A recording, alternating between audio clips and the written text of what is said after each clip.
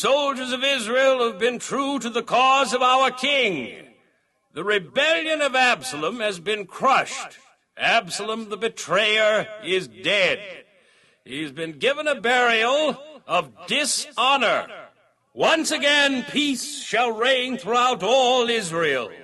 Long live David, King of Israel.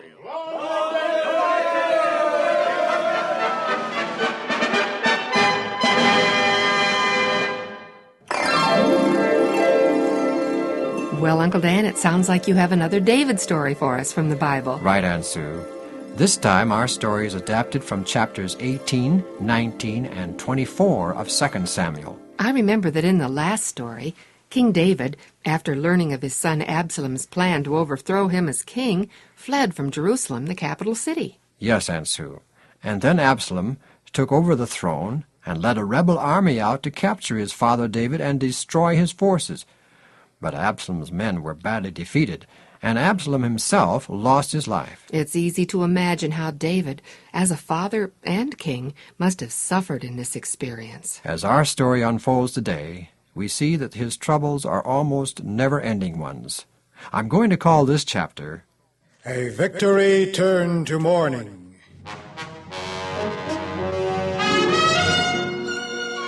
As David sits between the two gates of the city of Mahanaim, waiting for the news of the battle, the thought uppermost in his mind is not of regaining his crown in the lost kingdom, nor for the safety of his own life, but rather he is thinking of his son Absalom.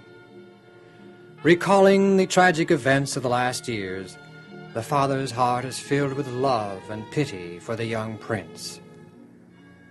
The day wears slowly away. A watchman on the city wall above the gates is keeping constant lookout toward the battlefield. Suddenly, he calls out, Your Majesty! Your Majesty! I see a man running alone! He is approaching the city gate! If he's alone, he must be a messenger with news of the battle. Here comes another runner! He too is alone! Perhaps he also brings tidings. Your Majesty! From up here the first man runs like Ahimaaz, the son of Zadok. He's a good man and brings good tidings. Long live His Majesty, the King. Greetings, Ahimaaz. What tidings do you bear? All is well, Your Majesty. Blessed be the Lord your God, who has delivered up the men who raised their hand against my lord, the King. Tell me, Ahimaaz, is it well with the young man, Absalom? Your Majesty, when Joab sent your servant, I saw a great tumult, but I do not know what it was all... Wait a moment. Here comes another runner. Your Majesty, I bring good tidings to my lord, the king. Yes, what is it? The Lord has delivered you this day from the power of all who rose up against you. Yes, I've already heard about that. But can you tell me, messenger, is it well with the young man, Absalom? Your Majesty, may the enemies of my lord, the king, and all who rise up against you for evil, be like that young man. He's dead. Oh, my son, Absalom. Oh, would God I had died instead of you. Oh, Absalom, my son.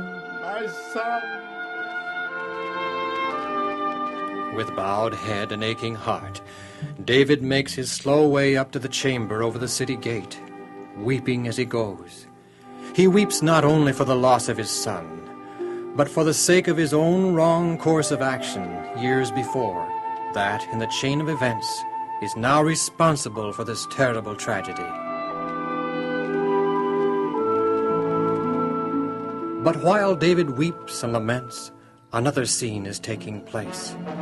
From the woods and fields, the victorious army of Israel, with glad shouts of triumph, approach the city. God has given the victory. The rebellion is over, and the nation has been spared a long and costly civil war.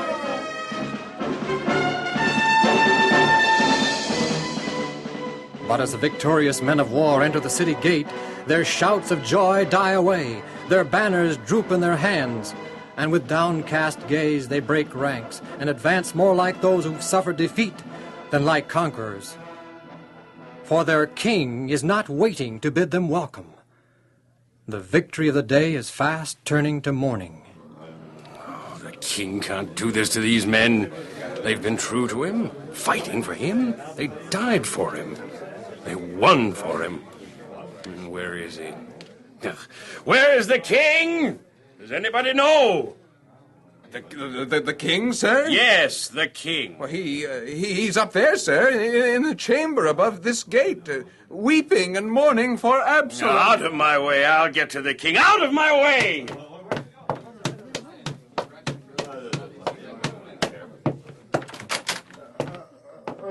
Oh, my son, Absalom. My son. Would God that I had died in his stead. Oh, my son. Your Majesty, what is the meaning of this?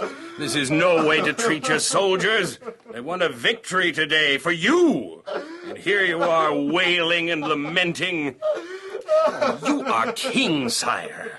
I'm but a rude, gruff soldier. Yet even I realize that God has given Israel reason for triumph and gladness this day. The greatest rebellion ever known in Israel has been crushed. But you, sire? You're turning this victory into a mourning for Absalom, the very one whose crimes caused the war and the shedding of the blood of thousands of brave men. You brought shame on your soldiers, members of your court, who this day saved your life and the lives of your sons and daughters. It appears you hate your friends and love your enemies. Certainly you have made it clear that you have no regard for your princes or your servants, for I perceive that if Absalom were alive and all of us were dead, then you would be pleased. Now, therefore, O king, if you would do your duty, you will arise, go out, speak kindly to your servants. For I swear by the Lord, if you do not go, not a man will stay with you this night. And this will be worse for you than all the evil that has come upon you from your youth until now. David was quick to recognize the justice of Joab's cutting rebuke, as well as the wisdom of his counsel. Responding quickly, the king went down to the gate, and with words of courage and commendation greeted his brave soldiers as they marched past him.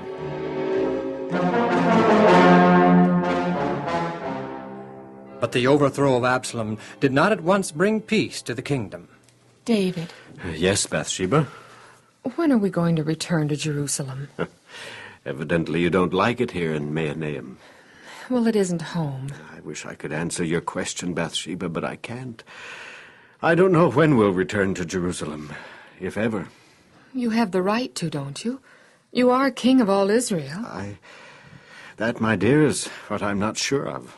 So large a part of the nation had joined Absalom in revolt that I feel I cannot return to Jerusalem without an invitation from all the tribes. So far, there's been no indication that this will happen, at least not in the near future.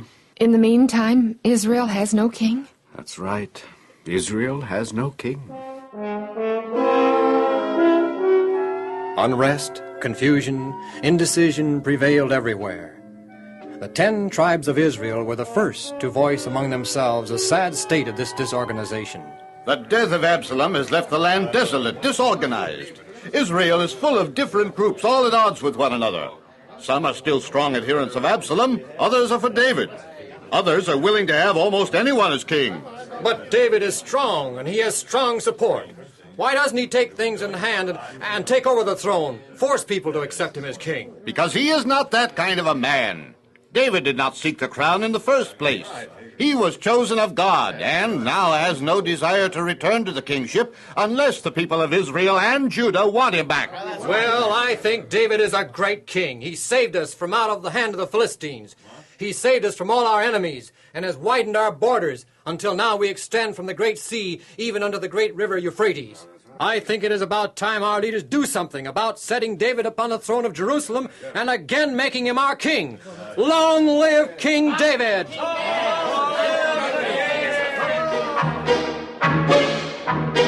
But while many were anxious to see David reinstated as king, still others were slow to accept him. Yet David was skillful in dealing with men, and finally he again reigned upon the throne over all Israel. All during his life, David enjoyed precious experiences of the love of God, and he had been richly endowed with God's Spirit. And yet, worldly success and honor so weakened the character of David that he was repeatedly overcome by the tempter. In their dealings with heathen nations around them, David and his people were led to follow their national customs. As pride and self-confidence increased, the Israelites were not content to do the will of God. With a view of extending his conquests among foreign nations, David determined to increase his army by requiring military service from all who were of proper age. To do this, it became necessary to take a census of the population. Holy Scripture says, And Satan stood up against Israel, and provoked David to number Israel. Now David summoned Joab to come before him. You sent for me, Your Majesty. Yes, General. Do you remember, Joab, the days when we hid from Saul in the cave of Adullam? Oh, indeed I do, sire. In those days, we had a band of about 600 men. Nevertheless, under your leadership, we were a terror to the Philistines, or anyone else for that matter. Today, the nation's army numbers into the hundreds of thousands. Joab, we must now think about expanding the borders of Israel. To do this, I am determined that we shall have the largest and best-trained army in all the world. General, I've decided to take a census of our people so that we can draw into the armed services all men who are old enough to serve. Oh, yes, Your Majesty. So I want you to take the commanders of our armed forces and go throughout all Israel to number the men of military age. Number all of Israel, sire? Yes.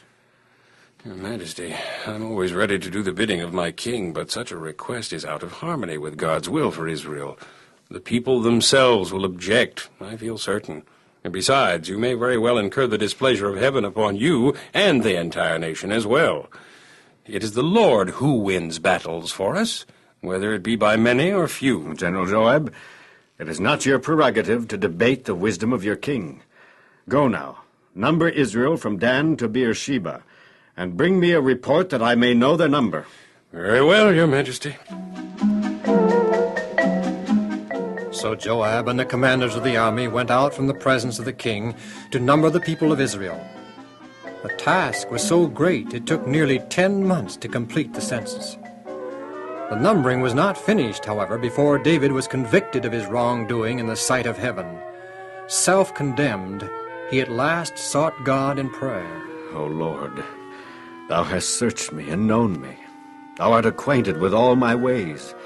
For there is not a word in my tongue, but lo, O Lord, thou knowest it altogether. I have sinned greatly in what I've done. But now, O Lord, I pray thee, take away the iniquity of thy servant, for I have done very foolishly.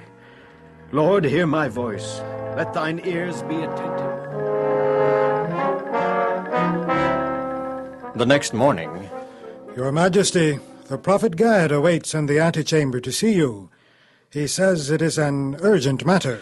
I will see him, scribe. The king will see you.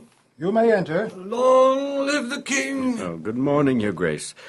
Have you come with a message for me? O king, last night the Lord spoke to me, saying, Go and say to David, Because thou hast presumed to number Israel, thus says the Lord, 3 things I offer you. Choose one of them, that I may do it unto you. The Lord has given me the choice of one of 3 punishments for my sin. Say on, your grace. Thus says the Lord, Shall 3 years of famine come to you in your land? Or will you flee 3 months before your foes while they pursue you? Or shall there be 3 days of pestilence in your land? Now consider, O king, and decide what answer I shall return to him who sent me. The Lord has spoken. What can I say in defense of my sin? I'm in great distress. O prophet of God, say unto the Lord, Let us fall into the hand of the Lord, for his mercy is great. But let me not fall into the hand of man. So the Lord sent a pestilence upon Israel from the morning until the appointed time. And there died of the people from Dan to Beersheba 70,000 men. The scourge had not yet entered the city of Jerusalem when David lifted up his eyes and saw an angel of the Lord standing between earth and heaven, and in his hand a drawn sword stretched out over Jerusalem. David and the elders, who were clothed in sackcloth, fell upon their faces. Then did David plead with his God. Oh, my God, hear me now, I pray thee. Was it not I who gave command to number the people? It is I who have sinned and done very wickedly. But these sheep, my people, what have they done? Let thy hand, I pray thee, O Lord my God, be against me and against my father's house. But let not the plague be upon thy people.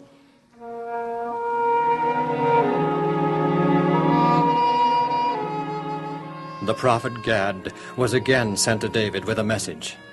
Go up, rear an altar to the Lord on the threshing floor of Araunah the Jebusite. And David went up the mountain, and there built an altar to the Lord, and offered burnt offerings and peace offerings, and called upon the Lord. And the Lord answered him from heaven by fire upon the altar of burnt offerings.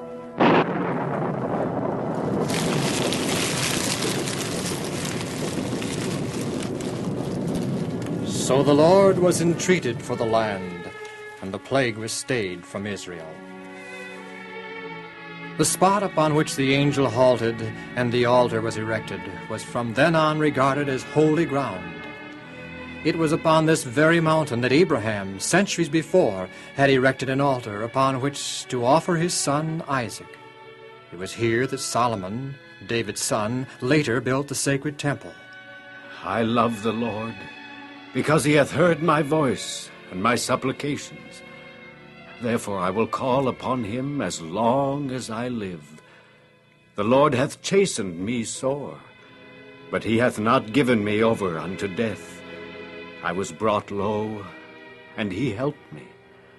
Return unto thy rest, O my soul, for the Lord hath dealt bountifully with thee.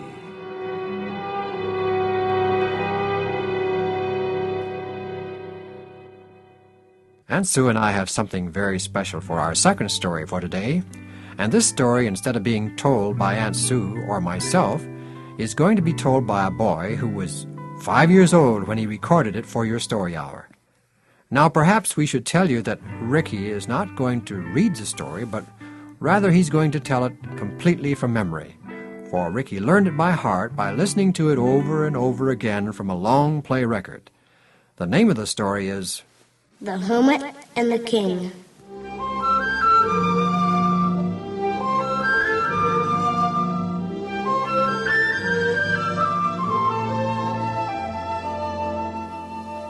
There's an old story that I love to tell about a dirty old man who used to live in a dirty old house away up on the side of a hill in a country far, far away.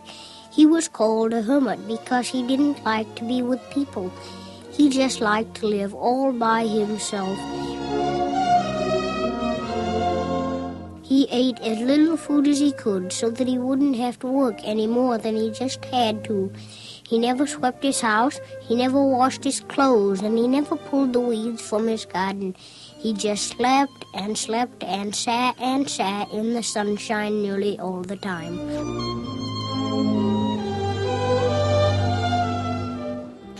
Down in the valley there was a beautiful city where the good king of the country lived, but the dirty old hermit was content to live all by himself and only went to the city once in a while when it was necessary to sell a bundle of wood in order to buy something to eat.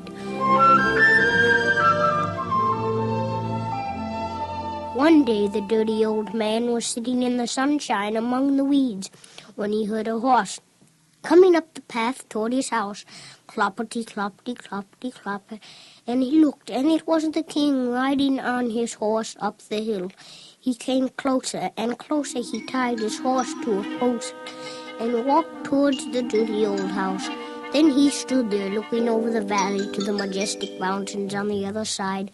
"What a beautiful sight," said the king. "Aren't those mountains beautiful?" The dirty old hermit heard the king speaking and turned to look at the mountains, and the king saw him. "Friend hermit," he said, "may I come again to look at these majestic hills from your garden? The view from here is so grand it makes me feel like a better man." But the poor old hermit was so ashamed of his dirty old house and his dirty old garden that he couldn't speak, and he hung his head in shame.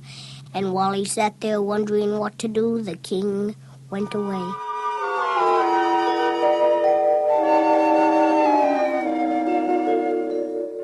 But he will come again, said the hermit to himself. I must get ready for him. So he cleared away the weeds and swept the path of his house and repaired his old broken stool and placed it in front of his house and waited for the king to come again. And one day he heard a horse coming up the hill again, cloppity-cloppity-cloppity-clop. And he looked, and it was the king riding on his horse up the hill. He came closer and closer and tied his horse to a post and then walked up, and he came and sat on the stool and gazed over the valley to the beautiful mountains. And the king said, thank you so much, friend hermit. I just love to come here. May I have a glass of water to drink? He didn't dare to tell the king that his cup was dirty and his bucket was empty and the spring was muddy and overgrown with weeds. What could he do? In shame, he ran to the spring to clean his cup. But when he got back, the king had gone away. But he will come again, said the hermit to himself. He said he would, and I must get ready for him. So he cleaned the spring and cleaned his cup. Then he put a table beside the little stool in front of his house and brought fresh water in his bucket every day and kept it on the table and waited for the king to come again. And one day he heard a horse coming up the hill again, cloppity-cloppity-cloppity-clop. And he looked, and it was the king riding on his horse up the hill. He came closer and closer. He tied his horse and walked towards the dirty old house. And he came and sat on the stool and drank a cup of lovely cool water. And the king said, thank you so much, friend hermit. He said, I just love to come here and enjoy this beautiful view. It was so good of you to have lovely cool water already. I'm so tired and hungry today. Could I please have a little bread to eat? Poor old hermit, he had nothing to eat but a few half-rotten grapes and a dry crust or two of bread.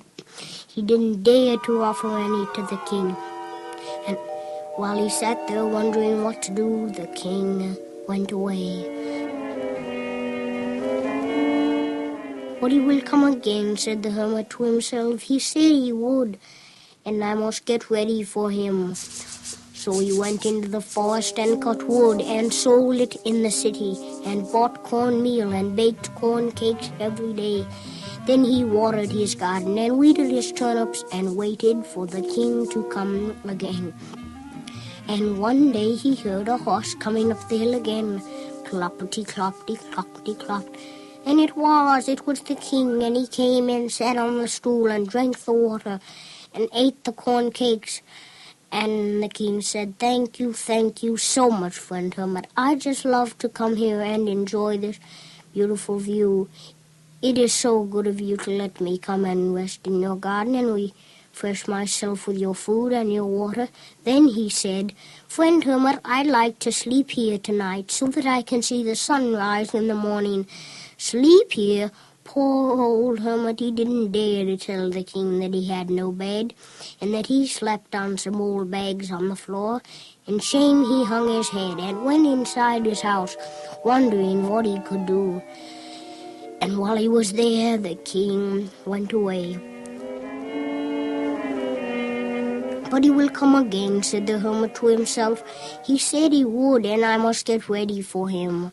So he went into the forest and cut some nice poles and made a nice bed. Then he cut some more poles and made a nice veranda in front of his house. Then he watered. Then he sold some more wood and bought a nice mattress and a nice blanket. Then he noticed how dirty his house was, so he swept his house and washed his windows. Then he noticed how dirty his clothes were, so he sold some more wood and bought some nice new clothes. And every day he swept his house and weeded his garden and drew fresh water and baked corn cakes and bathed himself and dressed in his nice new clothes and waited for the king to come again.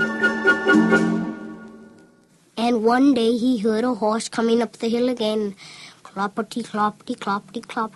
And it was the king, and the old hermit went to meet him, and the king came and sat on the stool and drank at the water and ate some corn cakes and watched the sunset behind the beautiful mountains. And the king said, thank you so much, friend hermit, he said. I just love to come here and enjoy this beautiful view. It is so good of you to let me come and rest in your garden and refresh myself with your food and your water, and to sit here and look over the valley at those great, tall, strong mountains. God must be so good to be able to make mountains like that, and he is so good to let us see him. It makes me want to be a better man and a better king.